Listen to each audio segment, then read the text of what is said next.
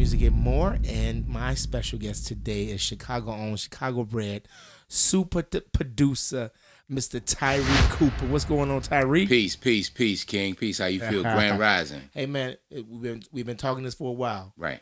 I'm glad we're doing this, man. That's right. So you ready to get into it? Oh, yeah, for sure. All right, let's do it. For sure. Let's do this. Tyree. Yes. What area of Chicago did you grow up in, and when did it connect you to the house culture? Okay. When you talking about house, I grew up on the south side, but I originally came off the west side. Okay. I'm from from the west side? Yeah, K-Town. Like with K-Town, Little Lawndale. Lewis and Sundance and everybody.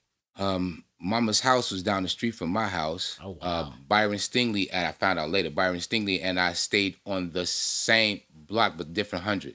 I went 3650. I stayed on 3600. I think Byron stayed on the 3400 on Florida, him and Eddie. I didn't know that. I grew up in K-Town. Jean's grandma stayed around the corner from me. Okay. Colleton, when I stayed in K-Town. So yeah, I came off the west side, but all my house music days was on the south side. So okay. What high school did you attend, brother? Harper High School. High School. Harper Cardinals. That's right. And I heard you was a baller, huh? Yeah, I shot hoop. That was my thing. See, people don't know that. Man. Yeah, that was my thing. That was my thing. My thing. So, what got you into the culture of house, Tyree? What got me in the culture of house? The culture of house. Like the first thing about it, like going to parties. So that was kind of like Hugo, right? That's Hugo H. Yeah, Hugo Hutchinson, Okay. Hugo H. Right. So Yes. I met him in summer school. I was going to summer school. He was up there passing out flyers. And he told me, he said, "Hey man, I ain't even know the dude, but we kind of, I knew he stayed around the same neighborhood, but he said, hey dude, you should come to this party." And I'm looking at this dude like, just out the blue, he asking you, hey, right? huh? I'm like, all right. So the party was the playground, so that was my introduction into the culture. Oh, okay, cool. And then, how and when did you get into starting into DJing? Okay, Now that's a story and a half. So my last year of high school, right? That's summer my last year. I was going around my friend Ronnie Duckworth.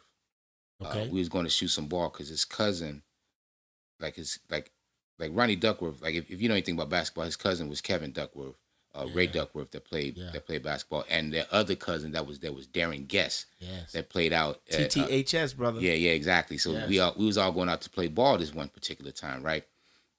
So I had a friend that stayed across the street from Duck. So before I went to Duck's house, I knocked on my friend's door. I started hearing all this loud noise. I'm like, what's going on? I hear somebody scratching. I hear some boom, boom. So I go downstairs. I'm looking. I'm like, these monstrous speakers and stuff. Like my friend name was Norman Johnson, Edward Johnson, and Sean Johnson. Okay. Right. I can't think of the other guy who had the sound system. What is his name? Anyway, so I'm going down and I'm looking at him like, hey man, what are you doing? And Sean, the youngest one, Sean is on the turntables doing all this Grandmaster Flash stuff. Right. I'm like, man, anybody can do this. I can do this. So he gave you the headphones. Like, go ahead. Anyway, it was horrible. It was worse than somebody taking. It was worse than somebody taking a guitar on a loudspeaker and go, ran. So what year was this? This is summer of 1982. 82. Okay. So I was like, so I saw Sean do it again, and then he just cut it and just made a smooth blend. I was like, nah. I got to know how to do this. So I left it alone, went and shot ball. So that whole day I was like, man, this is something I think I can get into. So I ain't think about it no more. So school started, right? Okay. So school started. Me and Hugo, because me and Hugo went to Harper High School together. Okay. Hugo H, right? Right. So Hugo say, we had one of them days. All right, Mom, both mothers and I, Elohim is out there. If you hear me say Elohim is out there, that means may God rest him in peace. I just said in Turkish, right? Okay. So, so he said, hey man, I want to show you something. Like, what? So he took me to his crib. He had 2 turntables. He had a mixer and shit. Were they 1200, Technique 1200 at the time? No. Hugo, we small brothers. Right. We was on a budget, man. He had a BL something and a normal hookup, BL2, right? Yeah. Yeah. So he's like, I know how to do that stuff Farley's doing. I'm like, no, you don't. So he started doing that, and then he started doing the little triples and shit. I'm like, oh no, dude, you got to show me this. Right. And I know you're gonna hit me for this. He goes like, no, I can't show you. That's gonna take you too long to learn how to do this. I was like, come on, dude, we best friends and shit. You can't show me. Right. It's gonna take you too long. And that was a lifelong mission, quite honestly, to show this brother that I know what I'm doing on 2 turntables. But that's another story. But I did show him eventually. No, that's good. That's good. So at that time, what was some of the first records that you bought and why? Oh, easy. That's easy. Okay. My first 3 records was Mix Your Own Stars. Okay. Let No Man Put Us Under, the Frankie and Pettibone mix, and Freeze, IOU. Oh wow! Okay, that was some big records back then. Okay, so Tyree, Chicago has a huge history of teen parties during the early '80s. Name some of the places you DJ back then, and who was in your crew at that time. Well, okay, so it first started out. Mike Dunn and I were DJing partners, right? I did not carry Mike Dunn records. He did not carry my records. Okay. We carried each other records. We used to do parties at a friend of our house named Tommy Spears, like down in the basement and shit. Okay. Right? That was our first little dig. So like Mike was like if you wanted a tape, Mike was the guy that he was the go-to guy. Like yes, sir. Right? Yes, sir. He made the tapes. I was too. I don't know where they thought I was at. Whatever. Anyway, so we would throw parties there, and then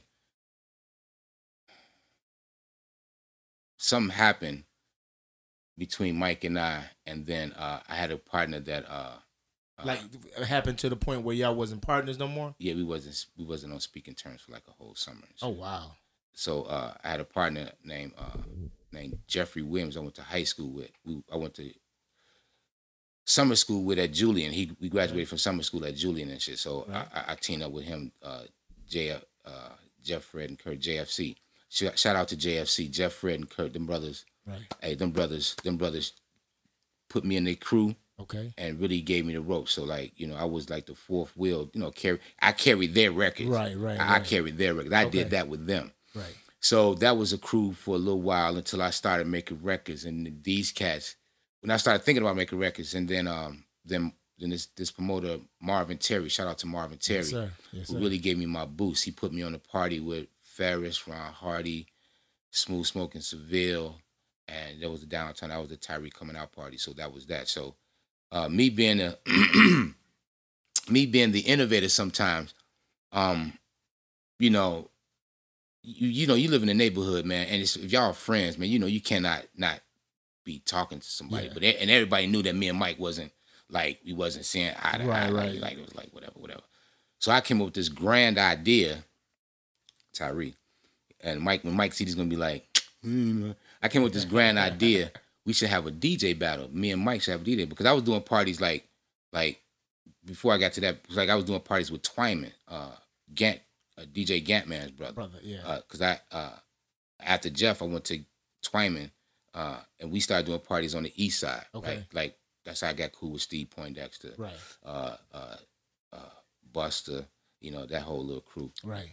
Because of Twyman.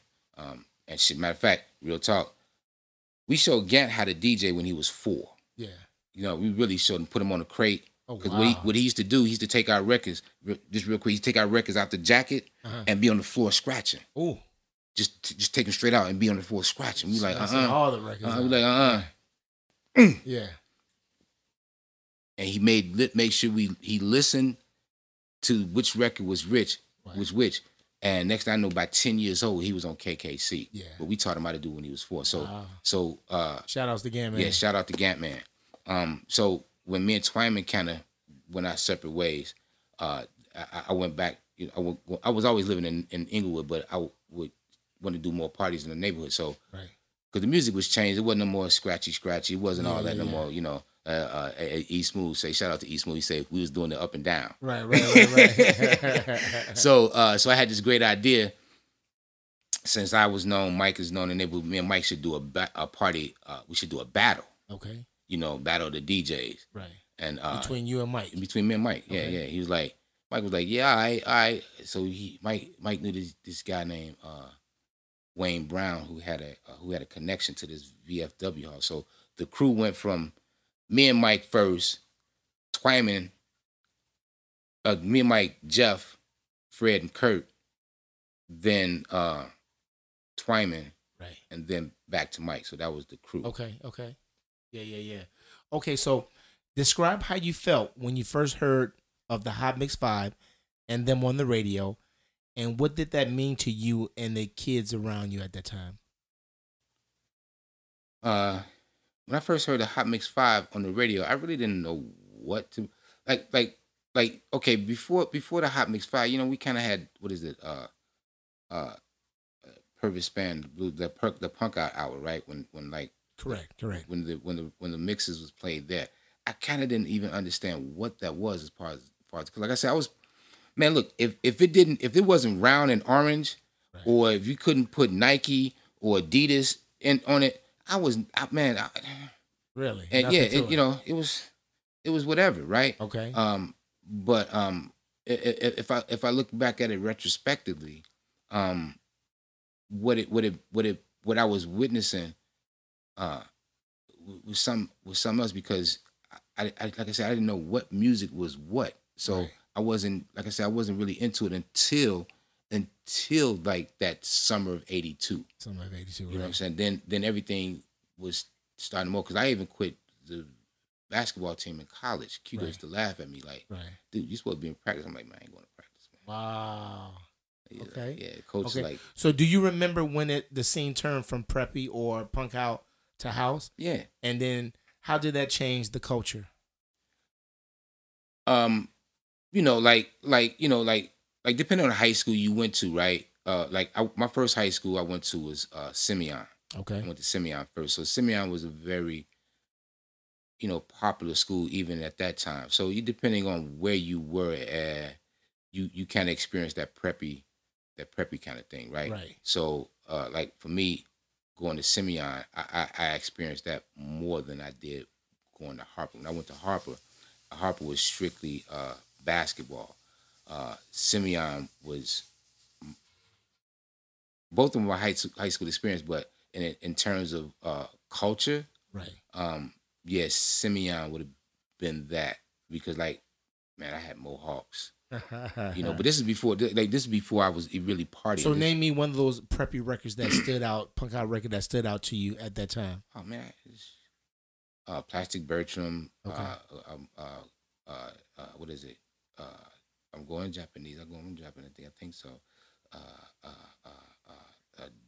Black Lobster. Right. Savage. Yeah. So at that time, dress was the culture. Visage.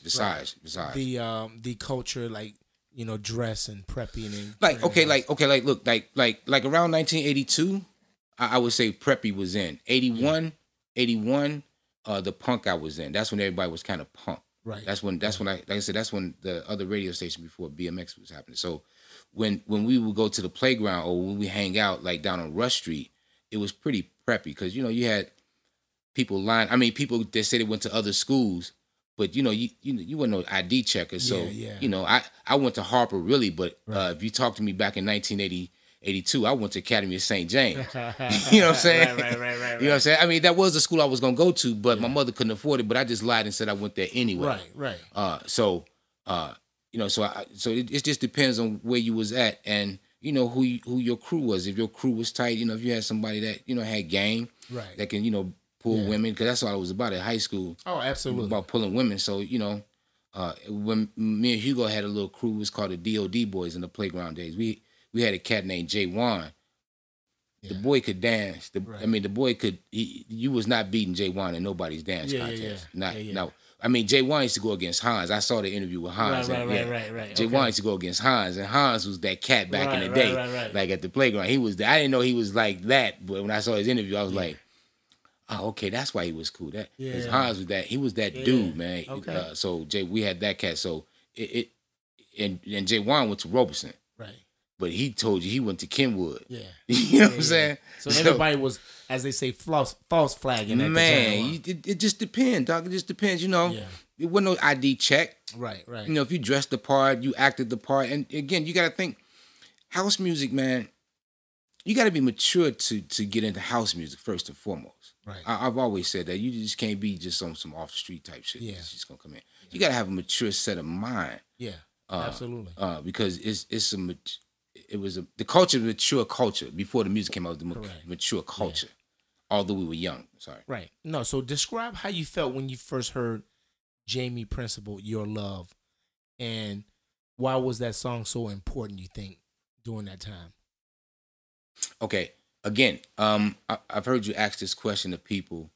Again, by the time I got into the deeper underground culture, okay, because you know there's levels to this shit, right? Right. You know, you got the radio. That's your introduction. Okay. That's the shallow end. Right. And you know you start getting into the music, then you start walking towards the middle part. And then when you get to that age, you want to go a little deeper. And Chicago was a little bit deeper. You could go to like, you know, be 17, 18 and go to like the music box and things like the original music box. You couldn't necessarily get into anything Frankie, but like the music box would accept you because me and my friends went in there when I was a senior in high school. Okay. So by the time I heard Jamie Principle record, I thought the record was out already, but it wasn't that monumental record to me. Okay. To me. So name me that at that time the monumental record to you that made you be like, okay, was it? Let me ask you. So was it like a Jesse Saunders On and On, or was it like Steve Sicurley's I Can't Turn Around, or was it like Chippy's Jack Tracks? Okay, from that list, that would be Jesse Saunders, but that wasn't the record. That was like when Jesse record came out. We really didn't play On and On. Sorry, Jesse, but we really didn't play On and On part so much.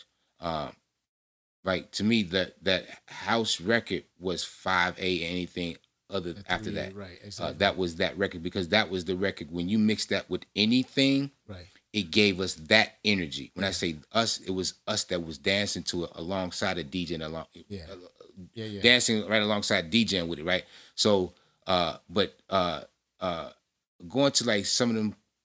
Going to the power plant for the first time or going to the music box for the first time. So like the power plant thing was a bigger record to me, or that Sensation was a bigger record to me, more influential Ron Hardy, because the rawness in it. And it was still relatively new. I was still a novice to the whole culture, right? Right. So let's fast forward, and your release of I Feel the Night was long after the first house record's release. Yeah. How did you get into producing, and how did that record come about? Please tell us about that. Okay, so I've always since I lied and said that I was the hottest DJ on the radio to Jesse Saunders, and I wanted to get a free copy of On and On, the record we just mentioned. Right. He allowed me to come to his mom's crib and go in his basement and see his equipment. And I ran back to Mike and Hugo. Was like, yo, listen, I saw Jesse's stuff, man. We got to get this. And I was all on this thing called a claptrap. I had no idea what I was looking at. Right. I was like, yo, we got to get this claptrap. We got to get this thing, this 808. We got to get this thing, da-da-da. Hey, man, he got all this. We got to produce records. Right. So that was my whole thing, right? So my first attempt, I know Mike, my first attempt of buying a drum machine. Do you remember like down in what was that electronics downtown? I forgot the name of that electronics because my man, what's my guy's name? Bernard Beatty, Downtown Electronics. I think that's what it's called. Okay. Bernard Beatty used to work there. There was a Gemini beatbox. Oh wow! Okay. Drum machine. Yeah. Yeah. Nah, don't go a while because it was a pre-programmed beat. I came home. That thing was $99. I came to Mike. I was like, Mike, like in that movie, 5 Heartbeats. Ding. I came to Mike like, yeah. Mike looked at that mug. He's like, hey, Ty, I don't do nothing. It's got only the beach right here. Dude, only got the beach right here, right. dude. I'm like, well, man, this is my stipend for school and shit. $99. I don't know how much the drum machine costs. And that was your first drum machine then? The first drum machine I bought. Then we had Mike and I. Well, I think Ted knew. Yeah, I knew Ted, but I think Ted was cooler than Mike. Well, anyway, we know this guy named Ted, right? Ted was a real cool guy. Shout out to Ted Knighton. He said, "Hey man, I can help you guys out. What do y'all need?" He was like, "We need a drum machine." So we go up to the Guitar Center, right? And we get this thing we think is a drum machine. So bring it back. And like, hey man, this got this weird sounding. I'm like, again, Mike with the, man, ain't no drums on this. So what we bought was a 303. Oh, really? Yeah. We bought the TB 303. TB 303. So we took it back and got the 606. Okay. Yeah, that was a good thing because we made tracks, and then here comes Pierre. Right. DJ with acid tracks. And like we found out what that was, like ain't this so my whole point is I started getting into production I always had it in mind, right, to do production. So but with all that said, getting all this equipment, Mike met Marshall Jefferson down at Trax Records getting records. He invited Marshall Jefferson to come to the club where we were DJing at. Because it was like around the corner from his mom's crib. Right. What was the name of that club? It was formerly the Sheba. We called it Club My House. Okay, gotcha. My godfather, Russell, who used to do the parties with us at What's Poppin', where I used to hire Mike and Hugo before we got to the Sheba. Right. My godfather got us the club because his motorcycle gang knew some people, right? Right. So we went up in there, and Marshall was like, it's cool because it was like right around the corner from his crib. So we walked up in there, and he's like, yeah, all right, cool. So he's like, hey, can I bring my equipment down? We're like, yeah, go ahead. Right. He started bringing all this shit down. And I was on this board, mixing board. He was like, right. Oh my goodness. I'm saying to myself like, oh my gosh, it's about to be on. Now we got to make some records. So he said, no, I need the equipment. So he's like, hey man, can we borrow the 808? You're not using it. All right. He's like, no, I'm not using it. We said, can we give you $20? Can we borrow the 808? He's like, yeah. Right. Like, all right, cool. So they're gonna kill me. So Mike and Hugo hogged the drum machine. Right. So that was in the last podcast what Hugo was saying about. So Mike and Hugo hogged the drum machine. Wow. Yeah, Tyree time was limited. I'm just giving the truth. Okay. I'm just giving the truth. So we decided to work on a track because, like I said, one of my favorite, or one of the songs I like was the Power Plant theme. This So I kind of like that. So Hugo, being Hugo, like, yeah, I know how to program that. No, you don't. So he didn't do that. So he came up with this that little part, right? And I for the night, right? So, because like when you play one part and you flip it over, then you got the little break. I was like, oh, that's cool. So, all right, that's cool. So, come down to, I'm trying to finesse now. We should be moving forward because Farley's making records. You know, everybody and their cousin at this time started to make records, right? So, you know, I'm like, hey man, let's think about making records. You know, because there was a record label on 87th and Racine called Hollywood Records. He was an independent record store. I forgot the name. He put out a record they used to play on GCI and B90 and BMX back in the day. I can't think of the name of the artist, but anyway, he had a small little label. So I was thinking about, you know, going down the street from where we was at, yada yada yada. So I remember going down to get records at DJ International. Right. So I started talking to Benji, and Benji's like, "Yeah, bring it on down. Bring what you got." Espinosa, right? Benji Espinosa.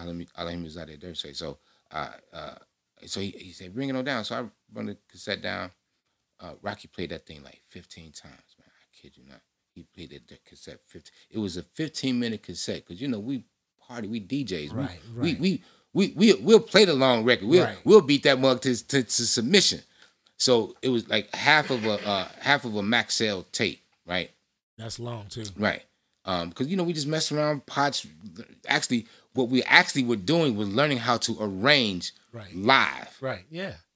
Because we wasn't reading no manuals back then. None of that. It wasn't no school in Ableton. It was no school in Logic. It wasn't no school like telling you how to make this. So anyway, so I finessed a little contract, a little deal with DJ International. It's like, hey man, let's go down and do this. Like, cause I got the machine and Marshall wanted his machine.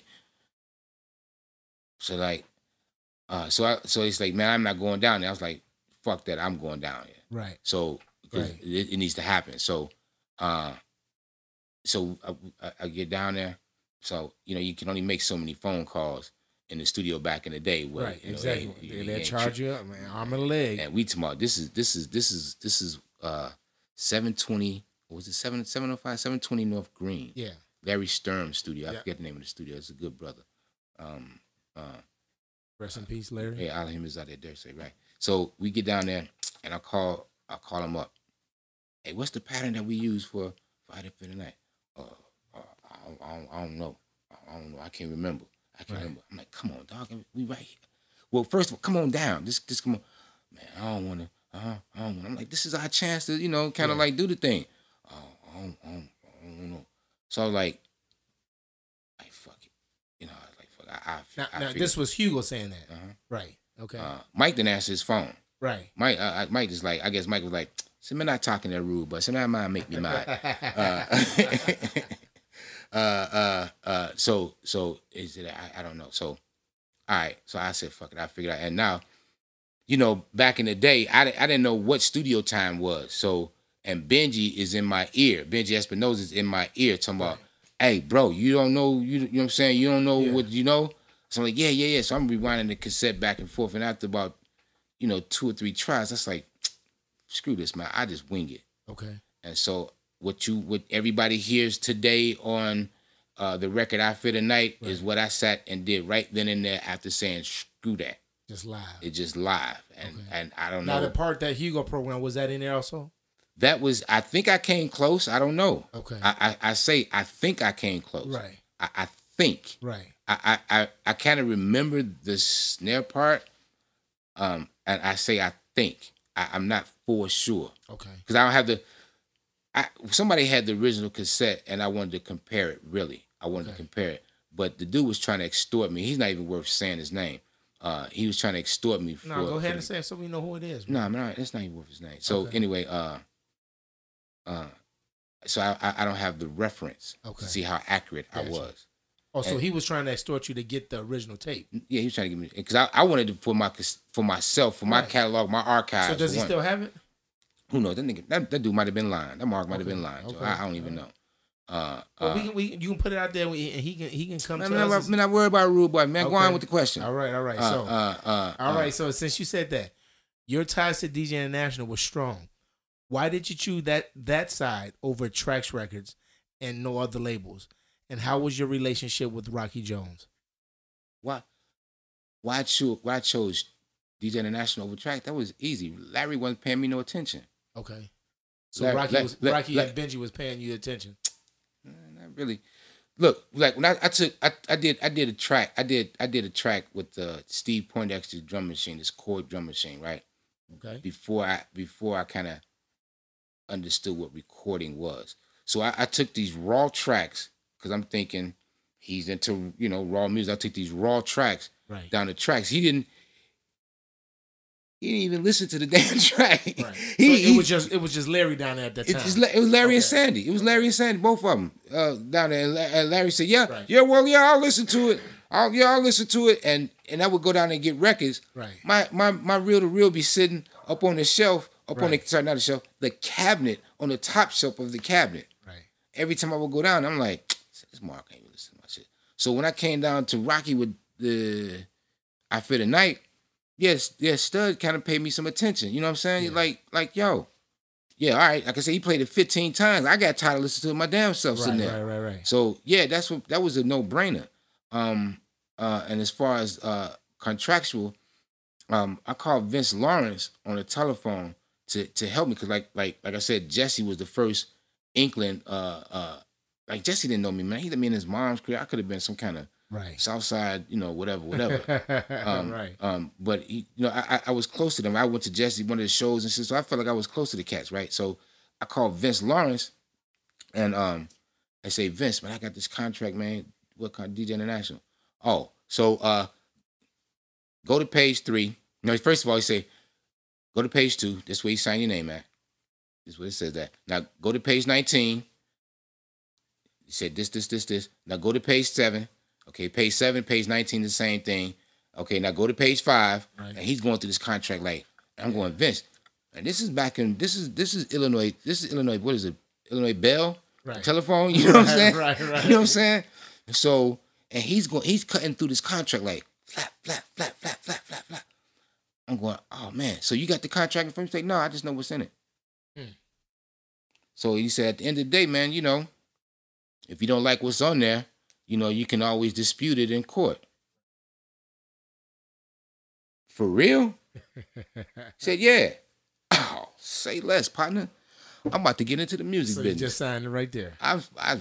Yang. So that's when you become the person in the music industry. That's when I was in it from that moment on, and I got. I don't know if you even get to this. I gotta give a shout out to Liddell. Yeah. I got Liddell and Chubby, Liddell Towns and William S.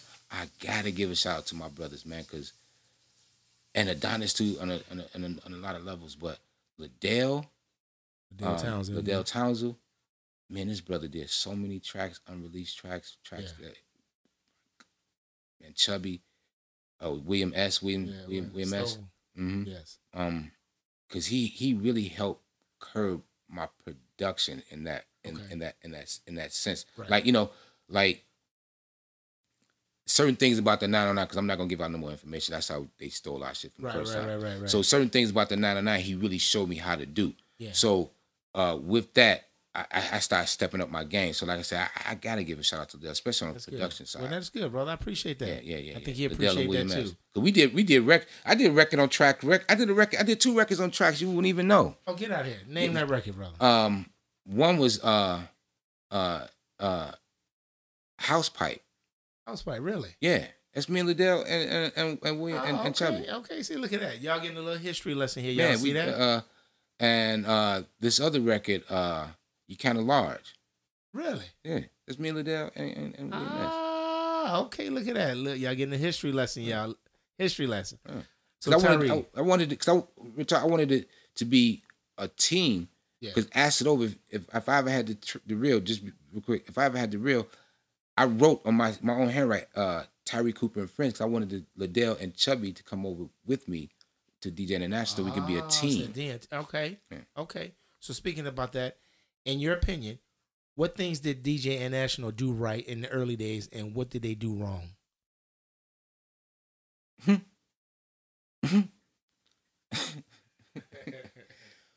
Well, okay. If you say what did they do right, they had the gumption to keep their ear to the street of what Chicago was doing. Right. That's the one thing. They set themselves aside from Trax Records. I'm not gonna say somebody was copying this person, that person. It was two different companies. So they set themselves aside from what was going on. So it made it seem like a more friendlier atmosphere. Whereas to me, Trax seemed a bit cold because it was in a warehouse. There was so many people going in and out. Well, not even that. When we went one-on-one down at Trax, it was a bit cold. It wasn't like when you went to DJing, and it felt like more of an office. You got more instead of just a warehouse. Right. You got more of an office kind of thing. And with Quantum Distributors in the background, that felt like a warehouse. Okay. So it was a more friendlier vibe. Right. The wrong, too many things to mention. Now that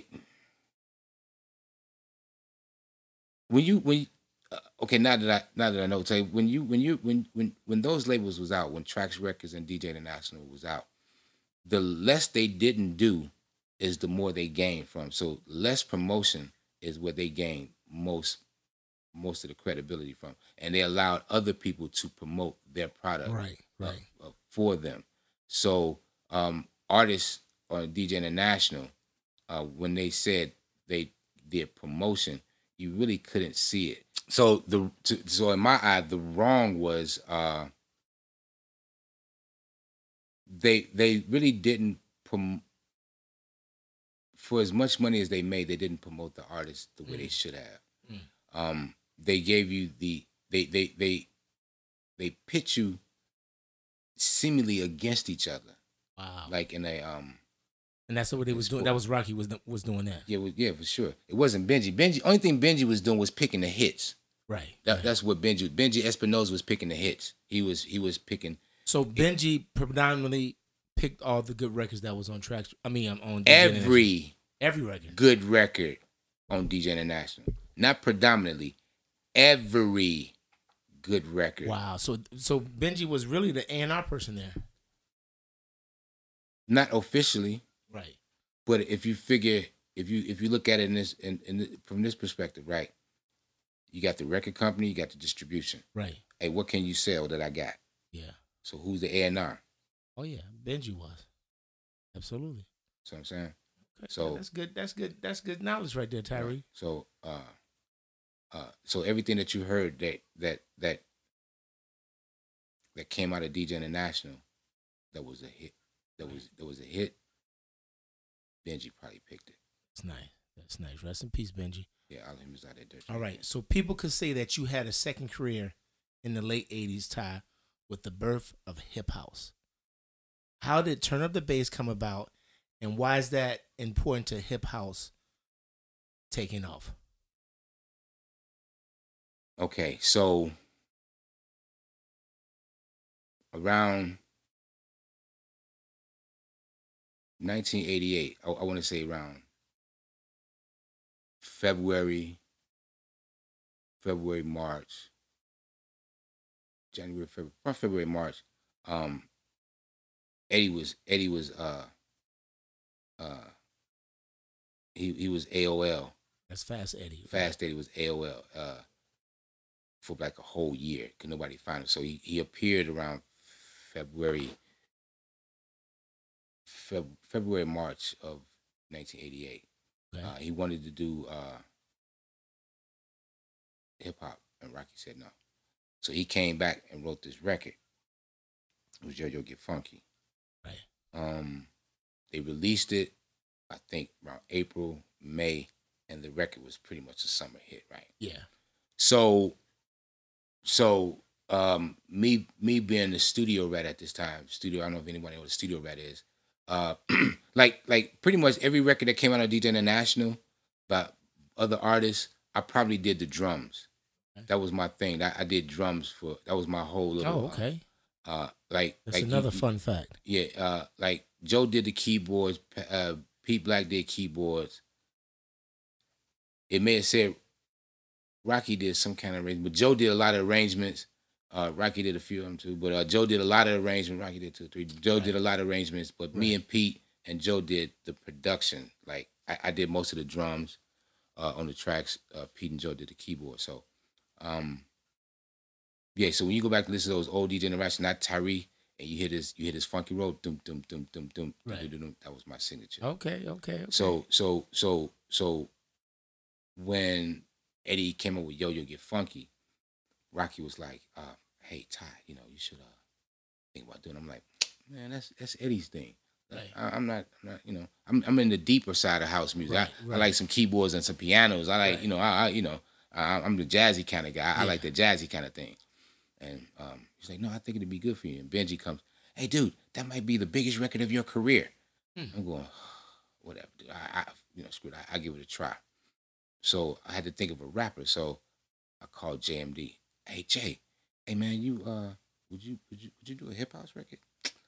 Like, nope, man, I'm not doing that shit, man. I'm not doing none of that shit, man. I'm not doing none of that. I'm like, wow. He kind of got me into hip hop, like liking the genre and shit, because they used to kick the DJ booth back in the day, because you had to play hip hop in some of the parties, right? Yeah. Back then. So it kind of got me into it. So I was kind of bummed out. Then I remember I was like, oh yeah, right. Cool Rock. Liddell did a record with Cool Rock. Cool Rock Steady. Right. I went, oh yeah. I said, hey Liddell, you got Cool Rock's number now. Mind you, I know Cool Rock and JMD didn't get along. Okay. So me asking Cool Rock and him saying, yeah, that's gonna JMD off. And Lord knows if it's a hit. So all right, cool. I said, hey man. And I met Cool Rock. Now, funny thing, I met Cool Rock. See, we did that in '88. I met Cool Rock in like 1986 in a DJ battle. Okay. Up at the Centrum Hall. Okay. Yeah, he didn't care if he lost or not. He just wanted to make sure he beat me. Right. Right. So I met him. So we knew each other. So I asked Liddell for Cool Rock's number. He said, yeah, cool. So I asked Cool Rock. He said, yeah. Give me the tape. So I drove to his house, drop off the tape. Now, was the hook there or Cool Rock came? Yeah, I had the hook. It was supposed to be one of them group volume kind of hooks, like turn up the bass, right. Turn up the bass. So what happened was, we in the studio, the engineer Daryl, Eddie, and Eddie's cousin Pig, right? So I'm like, hey man, we're gonna do it on the count of three, right? All right, cool. 1, 2, 3, and I'm the only one that's saying it. Turn up the bass. Right. So that's how that happened, right? Wow. So I got another fun fact for you. So anyway, so I asked Cool Rock. He said, yeah, I got it. So halfway through the night, he had wrote like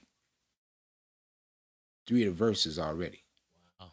Yeah, he was quick on them. Yeah. So I was like, all right, yeah. He said, I'll write the other 2 when I come down to the studio. I was like, all right, cool, come on down. He knocked it out, boom, boom, boom. And the Tyree Cooper, I was like, yeah, that's a nice one. He said, no, I'm about to immortalize you. That was his words. You're going to be immortalized by this. They're going to always remember this line. I'm like, yeah, whatever, cat. It's just a line. Yeah. It's just a line. So he came down. We did it. Yeah. It's a wrap. Yeah, he immortalized that, brother. Everybody know that line. It was no, not the line. The record jumped out. No, I'm just saying, but everybody know that line. He was right about that. He was never lying about that. Yeah. He knew it. So once the record came out, it was a hit. Like the record came out. I think my record came out around September, October. I think it came out around September. I think it came out around September. Right. By November, December, I was on my way to London. Now, was that record in competition with Yo Yo Get Funky? Be honest. It probably was. I mean, just based on the type of music, right? It was hip house. It was in its early stages, so it was nothing like that. I mean, outside of raw bass, and then within the mix of that, here comes Doug Lazy. So now you got 3, right? So now you got a little choice, and more records started coming out. So if it was a competition with Fast Eddie, it probably was. I'm not gonna say no. It probably was. How they were doing, I don't know. So that Turn Up the Bass was your biggest record to date? No. To date? No. Okay, which one was your biggest record? Video Crash, Turn Up the Bass, and Hardcore Hip House. I got a platinum record for Hardcore Hip House. That's right. A platinum record for that. Now, Video Crash, yours was called? Video Crash. It was called Video Crash. Yeah, it was Video Crash. Okay, and that came out after Mike Dunn's Magic Feet and they came out at the same time. Came out at the same time. All this, I kid you not. Either all of them came out on a Friday or a Saturday. They all came out at the same time. Right. All so released at the same time. what made you do your Video Clash? Because I had heard Lil Lewis was saying that he had did it, and Marshall had actually did that record. Right. It was actually the Marshall's record. Right. And I had heard, again, hearsay shit. So it was probably a lie. I just went on a lie. I went based on a lie. And I was like, no, I'm going to do it for Marshall and shit, right? I'm going to do this for Marshall. So I did my own version of that. Okay. And mine didn't sound like Lewis and Marshall's, and mine didn't sound like Mike's. Right. Although the elements are pretty much the same. So Video Clash and then Hardcore Hip Hop, was that the same impact overseas as Turn Up the Bass? Yeah. Okay. Hardcore.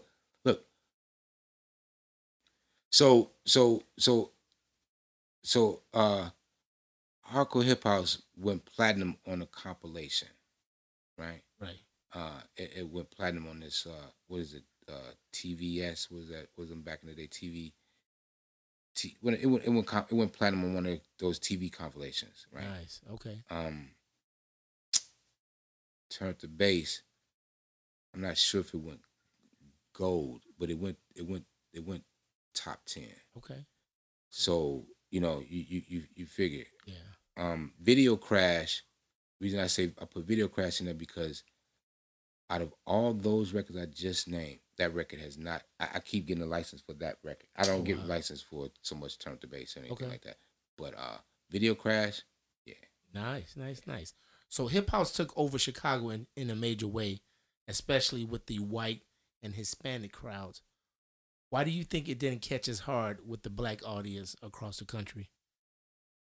No, that's not necessarily true. Like okay, like when hip house first came out, like the South Side Brothers was all hip hop. The West Side Brothers was getting into hip house. Okay. You know what I'm saying? So it was more West Side Brothers getting into hip house. The Dominant Society didn't get into it until Bill started playing it. So it was pretty much a black thing until Bad Boy Bill started playing. And that's not a bad thing. Like Bill started playing it and Junior started playing it. It wasn't at all. It was a great thing. It sold more records. Absolutely. So that's that was that influence when it came in. And then they started doing their own thing, within the genre. Right. So the connection with that audience is with any part of house music. Hell, This Is Acid. You could play that within the all Latino, Latinx, or any Mexican. You can play that. You can play that in the crowd. So it wasn't that we have a wider or a deeper connection. Well, I mean, like, okay, for myself personally, I joined this crew called Co-Ed Entertainment, ran by my man Radical Jets. Okay. That's my brother. I used to hang out with Martin Boogeyman Luna. You know what I'm saying? So yeah, Tony Badea, Harv Roman. So I think what we're trying to say is because of radio, it crossed over and made it a much bigger audience. But again, like depending on the radio station, be it GCI played it, whoever's on GCI, because GCI played Turn Up the Bass in regular rotation and medium rotation. That's GCI. It'd be B96 never played it. Really? No, not at all. Wow. Okay. It was too early for B96 to play it.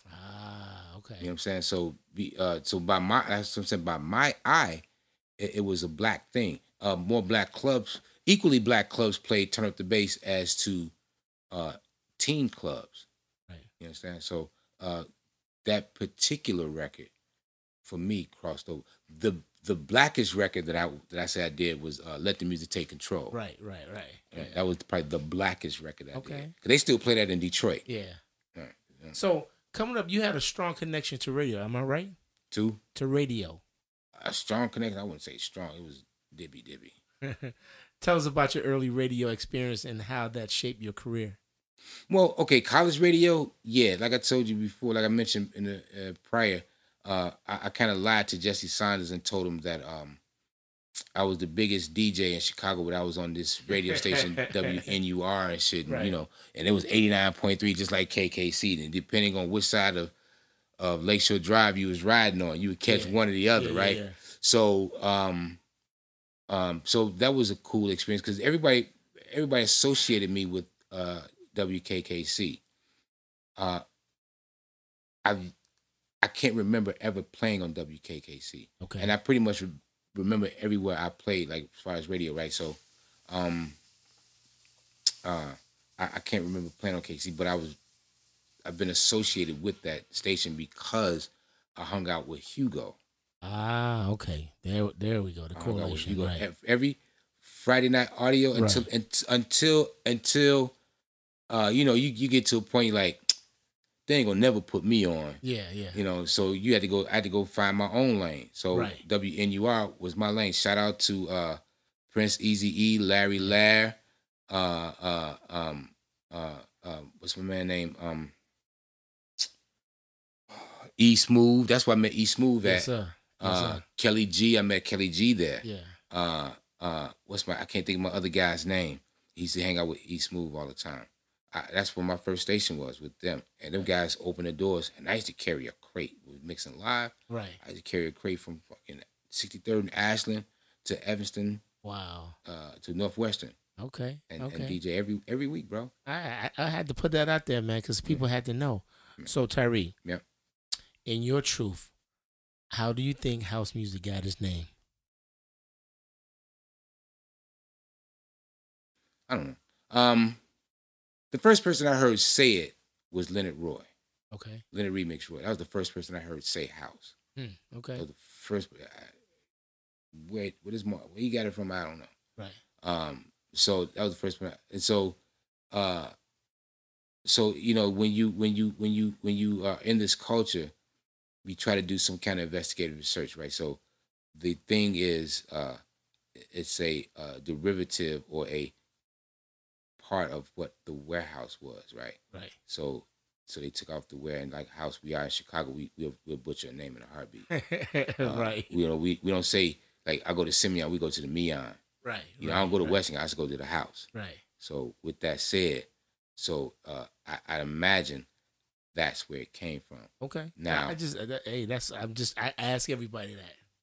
Like I say that I roll with that. But the first person I heard say it was Leonard Roy. Okay. He said it ages ago. Okay. Shout out to Leonard Roy, man. Yes, sir. Yes, sir. So Tyree, what does house music mean to you?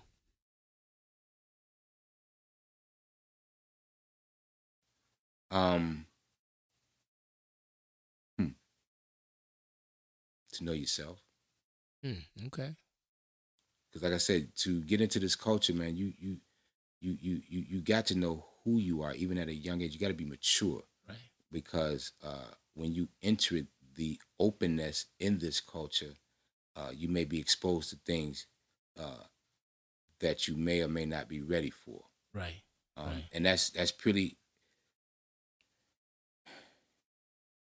If I say it today, yeah, I would say everywhere is mature. Even in Europe, the young dominant society go out and they do drink, they do have a good time, but it is within a culture. They do wild shit. Yeah. So you might see all type of shit, right? Right. So you have to be a bit open. Yeah. So you got to know who you are. So you got to know yourself. Okay. All right, that's good. So you DJed in Europe for many years, Tyree. Yeah. What's the biggest difference between there and Chicago, and how are they the same? Okay. If you look at it realistically, right? The difference is, okay, Chicago is creation, right? Okay. And Europe musically was trying to get a piece of it, or has a piece, or trying to obtain a piece of it. So as far as like when you're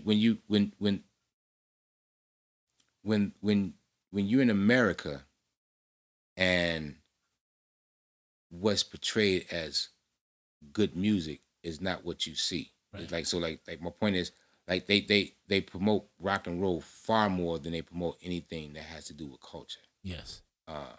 They promote everywhere. So when you're in Europe, by Europe being such a small place, the more popular music, they promote rock and roll too. Don't get it twisted. It ain't like it's all house and it's all flowers and everything like that. No, they promote it too, but it just seems like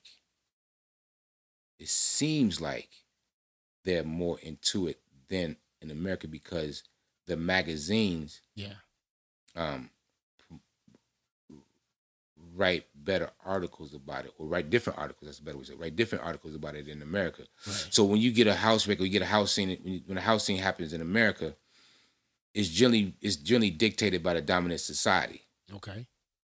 It's dictated by the dominant society over there, but at least they put us in there. Yeah. They put a FB in there, right? They put one of us in there. Okay. So and as far as like DJing the party, we keep doing this. We keep doing the same thing, because when there was a drought. There was a drought in the music industry around 2000s, right? Shit was shutting down. Napster, downloads and shit was had jacked up the industry and everything. So there was a big drought in the music industry. So around 2001 2002. I don't know how it was in America, but in Europe there was this scene called electro. Okay. Right, so they was cultivating this scene called electro. It wasn't necessarily house. It wasn't. You couldn't even say the word house. They didn't even know what that was. Okay. Right, so everything was electro. England wasn't popping. Italy wasn't popping. So they created electro. From electro, that kind of fizzled out. It fizzled out. So they had this other thing they had called minimal house. Okay. Right? Minimal house is just KLXy music without soul. Right. I'm just keeping it a bean. Yeah. So they had this. So when as I'm listening to it, it was. I had an argument with this guy. It was early house music being recreated without soul. Yep. You know what I'm saying? Like the early days of minimal was just. And again, I'm not casting the aspersions on these cats. It's just I just call it how I see it. And from that, the Europeans started cultivating their own version of what we was doing from the beginning. Yeah. So minimal would have been the 5A. Okay. And then from that,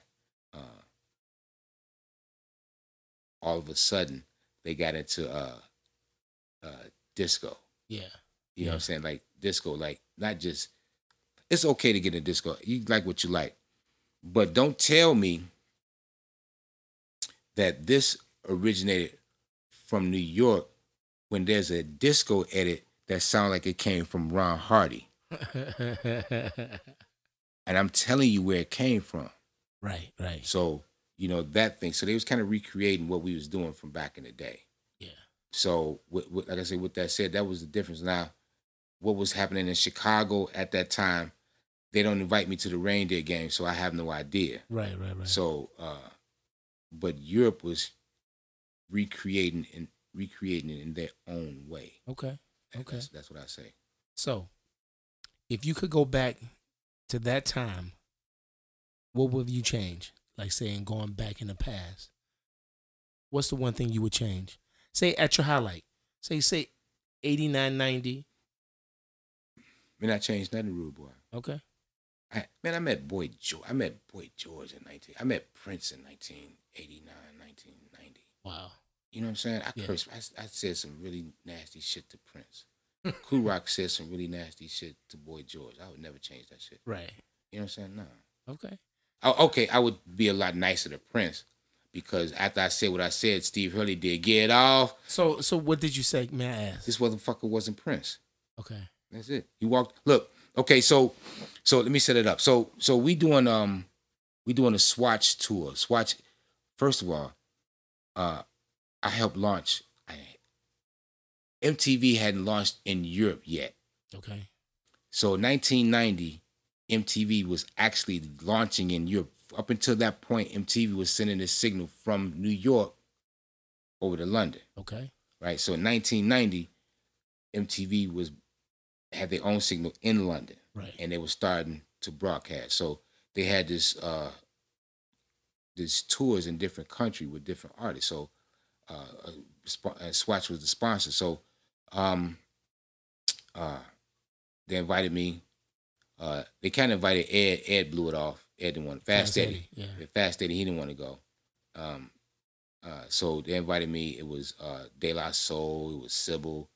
It was King B. We Papa Girls. Right. Betty Boo. I mean, you name it, dog. It was a group of us. Yeah. On this tour, 24/7 and shit. So, so we had one night we had an off night. So so this young lady said, "Hey, we can go to this club called the Roxy." Right. I'm like, all right, okay. I performed at the Roxy before, a year before me and Kool Rock had did a show at the Roxy. So I know what it's at. So it's cool. It's like, but it's drag night.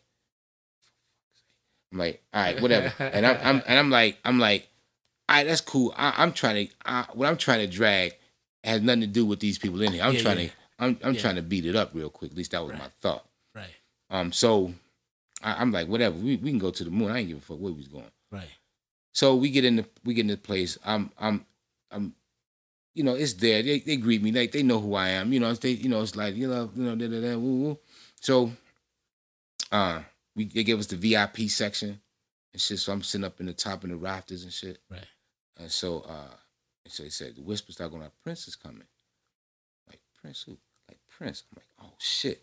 I'm getting excited because I can tell my sister Chick. Right. Shout out to my sister Chick. I can tell Chick, like, hey, I met Prince, because she took out our pictures in the photo album, the back of our photo album, put this dude picture in there. Right. So I'm saying to myself, I know what this dude looked like. Yeah. If I don't know nobody else, I know this dude look like he's a part of my family. Yeah.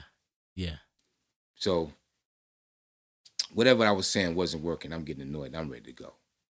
Right. So she's like, okay, whatever, because we got a tour tomorrow. We got some shows tomorrow. She said, okay. So as we leaving, we get into the door. Security guard moving me out the way. Now I'm fresh from Chicago South Side. Right, Don't touch me. I'm just equally as a star now. Like, hey, don't touch me, dog. I can. My salary pays yours. My one night on stage pays your salary, bro. Right. I was at this level. It was this total idiot. Anyway, so he moving us out the way. So he said, let the dude in. So the dude walk in. I'm looking. I was like, hold up. Y'all got to be kidding me. He said, that's Prince. I'm like, loudly. Now he's as close as I am to you. Yeah. I'm like, this motherfucker right here? This motherfucker is not Prince. Y'all got to be kidding. Man, look. And I'm loud with it, right? Right. I'm like, y'all can't tell me this motherfucker is Prince, man. Look, he got, I don't know him out there. He got, what is it supposed to be? Spandex pants, like baggies. Yeah. Like, this motherfucker's not straight, longy, stringy hair. And the dancer at that time was Kat. Kat used to party at the playground. Okay. Back in the day, right? So yeah, we know Kat. I think she was a Girl Scout. I think that was a group she was in. Okay. Girl Scout or Spy Girl, one of the two. She was one of them groups and shit. So I'm like, who the fuck is this supposed to be? Kat? I know Kat. Kat used to party at the playground. And you know, when you get one of somebody go, right, the key words they go, yeah. That's when you knew you fucked up. And so dude, Prince looked at me, he's like, huh? I'm like, man, you know, fuck this motherfucker, man. Right.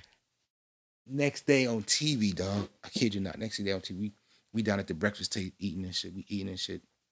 And they saw the Roxy, and they got these cameras. You didn't even hear me say cameras, did you? No, I did not. Right. They got cameras. Okay. This dude walking in and walking out that club. I'm like, where the fuck I'm like, where was the cameras at? Right, I'm like, had I seen cameras, I might have acted a whole different kind of you did. Up and thought it wasn't Prince. Oh my God! 2 years later, Steve Hurley doing Get Off, because the only thing, anytime I meet somebody that I think, well, somebody that's known, like I met Maxwell at the train station in Amsterdam. First thing I asked this stud was like, hey man, you should have some Tyree Cooper remixes on your shit. Right. I'm pitching house music. Yeah. I don't know what y'all talking about. I'm pitching house. Right. So that was my first thing with Prince. I'm gonna pitch a house record. So when I saw Steve did that, I was like, yeah. It's okay. Yeah. He did a good job on that one too. Yeah, he did. Yeah, he did. So Tyree, name me your top 3 Chicago house records. Can they be mine? It can be yours or it can be anybody else's. My top 3 Chicago house records? Yes, sir.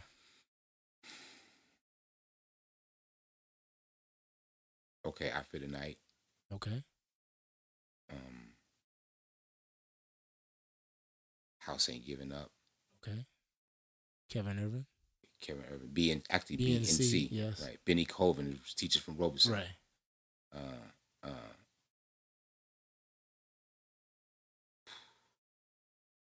It's a bunch of them.